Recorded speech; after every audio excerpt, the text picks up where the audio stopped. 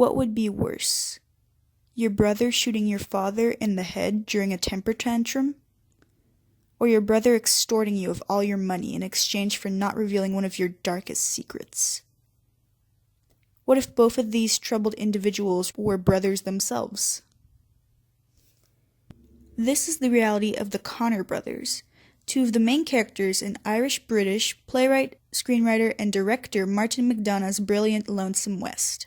Preceded by The Beauty Queen of Leenane and A Skull in Connemara, Lonesome West is the third play in McDonagh's Leenane trilogy, a series of plays set in the titular Leenane, a village in Galway in the region of Connemara, and featuring accounts of the hyper-violence present in several fictional families living within it. First performed in 1997, the third entry in this trilogy centers around the Connor brothers, Coleman Connor and Valine Connor. Other characters include Father Welsh, and young Gerline. Coleman and Valine hate each other, having tortured each other for the better part of their lives. However, there's more than just some bullying lingering between the two. There's also homicide and extortion. Coleman kills their father after their old man insulted his haircut, deciding that the right way to get back at his father was shooting his head clean off his shoulders. Valine, in turn, having witnessed Coleman's little incident, chooses to strike up a deal with his brother. He'll keep Coleman's homicidal little secret so long as all of Coleman's inheritance goes to Valine. With that deal in place, the two go about their day-to-day lives, illegally buying poteen from Gerline, eating bags of potatoes, and bickering on and on about how Valine owns everything and how Coleman steals from him. At times, local alcoholic priest Father Welsh, drops in to offer the Connor brothers his daily dose of "God, please stop treating each other so darn badly, you're brothers." He's so adamant about getting them to like each other, in fact, that he continues his efforts, in vain, even after drowning himself in the lake upon finding out the truth about the Connor brothers. Pretty cheerful, right? McDonagh's Lonesome West approaches many different subjects throughout its story, broaching subjects that are rather dark and that influenced Irish society at the time the play was written.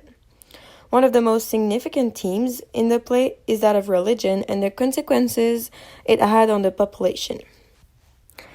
In 1534, Henry VIII started the Protestant Reformation, and as he had proclaimed himself the head of the Church of Ireland and the king, Ireland became Protestant. This was met with discontent from the population. The majority of Ireland was not following this Reformation. They abandoned the Reformation sometime after seeing it did not take roots in Ireland. However, from 1607 and some years after, many Protestants migrated to Ulster, and this mainly initiated the long fight between Protestants and Roman Catholics in Ireland, which is still present today. In Lonesome West, this fight is significantly present and affects a lot of the characters. Father Welsh is one such character, as despite being the priest of the village, he is still questioning the church and their beliefs. A cause of that may be the revelation of the many cases of child abuse conducted by the priest that happened in Ireland. Those sex scandals are the cause of the loss of belief in the Catholic Church of Ireland by some part of the population. This can be seen when Valine says to Father Welsh this to boost his morale. Apart from that, you're a fine priest. Number one, you don't go abusing 5 years old, so sure, doesn't that give you a head start over all the priests in Ireland? Another explanation for Father Welsh's doubt is how suicide is dealt with within the Catholic Church. It is believed in the Catholic Church that when one does something bad, one has to confess to their crime to have their redemption and go to heaven. However, when a person decides to kill themselves, they cannot confess and receive redemption. Thus, they go directly to hell. Father Welsh questions this concept multiple times throughout the play, most notably when Tom Hanlon kills himself. Well, if he killed himself, he'll be in hell too. It's great it is. You can kill a dozen fellas. You can kill 2 dozen fellas. So long as you're sorry after that, you can still get into heaven. But if it's yourself you go murdering, no. Straight to hell. Tom and Lon's suicide leaves Father Welsh shaken to the point that he decides to kill himself too sometime after, albeit for different reasons. It's clear that religion plays a major role in the play and influenced McDonagh greatly when writing The Lonesome West. Suicide plays a crucial part in many of McDonagh's plays, as the writer himself was concerned about the suicide rate of Ireland upon writing his plays. From 1996 to 2006, over 5,000 people committed suicide in the country of Ireland. This high rate of suicide was immensely concerning for many people in Ireland, as this was a much higher number than in the years before. This concern of the Irish people was reflected in McDonagh's play as two suicides took place: Father Welsh's, and Tom Hanlon's. At some point in the story, Gerline talks to Father Welsh, while they are sitting outside by the lake, and they discuss the previous suicides that have happened in Leenane. It's more than Thomas has killed himself here down the years. Do you know, Father? 3 other fellows walked in here, me mam was telling me. Although 2 suicides within the play and 3 preceding it may not seem high, the fact that 5 people in the very small town of Leenane have killed themselves makes those 5 seem like a very high amount. The high amount of suicide victims present in the play adequately represents the worry and anxiousness of the Irish people towards that suicide rate, as does the dark humor concerning the topic.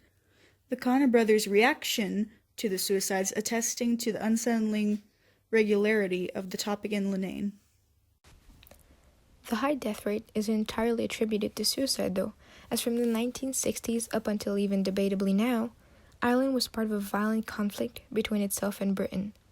In the story, the relationship between the 2 brothers, Coleman and Valine, is tense to say the least. Their relationship is plagued with tales of the past and horrors such as Coleman murdering their father.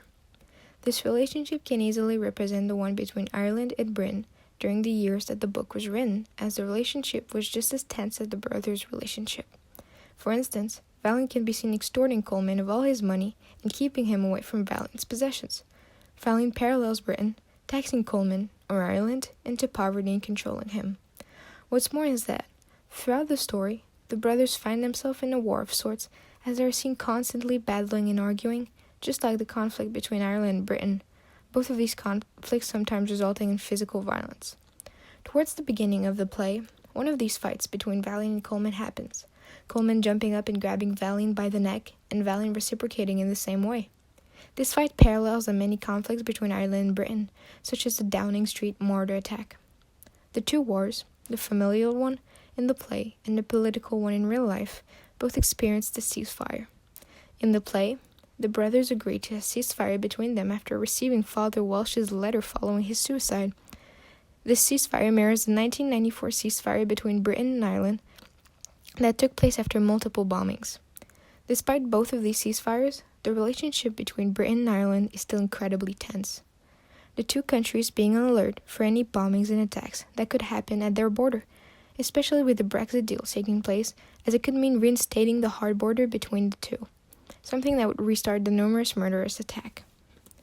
To get back to the 1990s, the situation was still incredibly tense, as is the relationship between the 2 brothers that eventually boils over before they start fighting again. Furthermore, although feminism may be scarcely represented in Lonesome West, traces of feministic criticism may be found within the play. The main source of female empowerment found in the play is Gerline, a strong-willed young woman that is driven and confident in her own personality and capabilities. Gerline is introduced early in the play as she comes into the home of Valine and Coleman in hopes of selling the brothers some poutine, meaning that she is literally introduced as a businesswoman despite her young age. Valine agreeing to give her money further demonstrate that she's become a businesswoman and that he, in turn, sees her as such. Valine: "Come in for yourself, Gerline. I'll be taking a couple of bottles off of ya. I'll get me money." By selling her bottles of poutine, the 17-year-old empowers herself by earning money and becoming a self-made businesswoman. Additionally, Geraldine is the only woman to set foot inside the Connor residence throughout the entire play. This fact further demonstrates Geraldine's importance in the play, more mature than Valine and Connor combined, and present after the reveal of Father Walsh's letter. However, while these facts demonstrate that she does hold a certain importance in the play, Welsh, also omits her from his suicide note entirely, even though she greatly cares for him. I read to see if he mentioned me. Not a word. This illustrates that she may not be considered a person in the general consciousness of the village, at least not yet. Her nickname also contains the word girl, further proving that, in the eyes of the author, the character has either not yet matured enough to be a woman despite her wisdom presented throughout the play, or that no matter her age or maturity, she will never rise to be an adult nor a character of prime importance in society. Moreover, this point could be further supported by the fact that this girl is presented as an object of romance throughout the play. Although she does hold some power, most of that comes from being sexualized and fantasized about by the men in the village. For example, by Coleman in the beginning of the play. I said, "Let me have a bottle and tick, and I'll be giving you a big kiss now." She said, "If you let me be touching you below, sure you can have a bottle for nothing." The deal was struck then and there. Furthermore, despite being the youngest character in the play, she of course has to be infatuated with one of the other men in the play, namely Father Walsh. Additionally, she uses the money she earned from her poteen selling business to buy him a locket, mentioning after the priest's suicide, "I did order him this heart-on chain out of me ma'am's Freeman's catalog." This chain could very well represent how her strength and power from the entire play as she earned money is thrown away as she spent her money, her power, on locket for a now dead man. If her affection was represented by the said locket, her love now lays in the hands of a dead man, some of her power having dissipated with her money.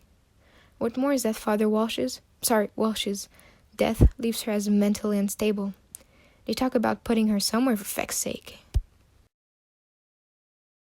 Violence, religion, greed, and mentions of sexuality. All of these constitute the wonderfully bleak story of McDonagh's Lonesome West, with subtle, or, well, not so subtle, allusions to the issues that can be found in Irish society, be it in the past or present, and the character of Geraldine becoming rather interesting to say the least when viewed through a feminist lens. Lonesome West will leave you feeling grateful that your siblings aren't quite as bad as Coleman or Valine. Or that you're an only child. That too.